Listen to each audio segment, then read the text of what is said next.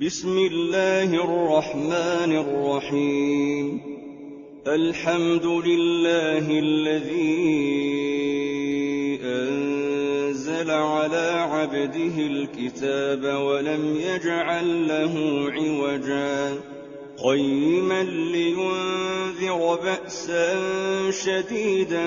من لدنه ويبشر المؤمنين الذين يعملون الصالحات أن لهم أجرا حسنا ماكثين فيه أبدا وينذر الذين قالوا اتخذ الله ولدا ما لهم به من علم ولا لآبائهم كبرت كلمة تخرج من أفواههم إن يقولون إلا كذبا فلعلك باخع نفسك على آثارهم إن لم يؤمنوا بهذا الحديث أسفا